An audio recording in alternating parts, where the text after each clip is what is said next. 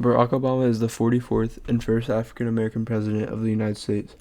Elected in 2008, he served 2 terms with his second starting in 2012.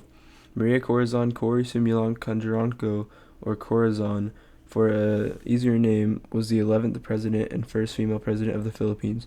She was elected on February 7, 1986. As a child, Obama didn't grow up with a father. While Obama was just a baby, his dad went to Massachusetts to attend Harvard University and get a PhD. Obama's parents ended up separating and divorcing while Obama was just 2 years old. In 1965, his mom married a man named Lolo Sotoro, a student of the University of Hawaii. 1 year later, they all moved to Indonesia. In 1970, his half-sister, Mayo Santoro, was born. Obama's mom was afraid for Obama's education after several incidents in Indonesia. Obama was sent back to Hawaii to live with his grandparents. His mom and half-sister later joined. He went to Punahou Academy, and he was very good at basketball and graduated with perfect grades in 1979.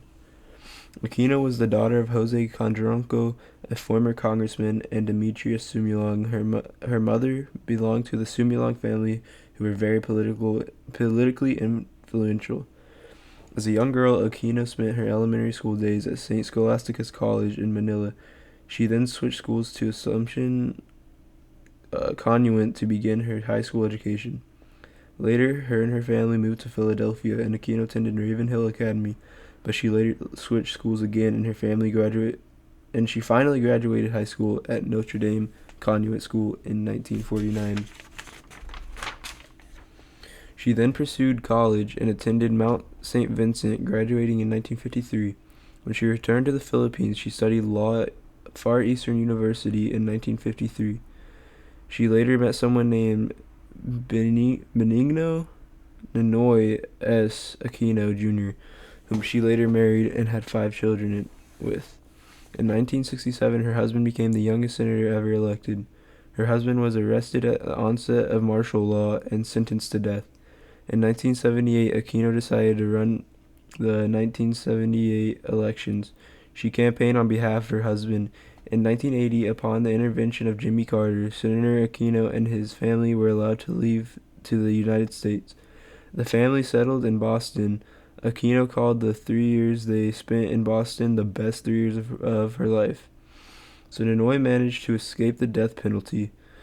But as soon as Ninoy moved back to the Philippines without his family, he got assassinated immediately at the airport. Aquino came back to the Philippines 2 days later to lead the funeral. Over 2 million people showed up. In 1986, she became president. Back to Obama. He entered Occidental College in Los Angeles in 1979 and then moved on to attend Columbia University in New York, graduating with a degree in political science. In 1983, he then attended and graduated from magna cum laude from Harvard Law in 1991. Obama visited family in Kenya. When he returned, he felt like a new person. Obama met Michelle Robinson, Obama's advisor, then began dating. On October 3rd, 1992, they married. They had 2 children, Malia and Sasha. In 1995, Obama published a book called Dreams from My Father, A Story of Race and Inheritance. It received a Grammy in 2006. Obama became a senator, and not long after, in 2008, he ran for president. On November 4th, 2008, defeated John McCain 52.9% to 45.7% and became the 44th president. Alright, during Aquino's first few months of presidency, the Philippines experienced some big changes. And she formed the PCGG, which was made to go for the Marcos' illegally gotten wealth, but after her presidency, this group was also corrupted by milking sequesters' assets. She also abolished repressive laws, restored civil liberties, abolished the Marcos Constitution, dissolved the Marcos allies, and made a new constitution for her nation.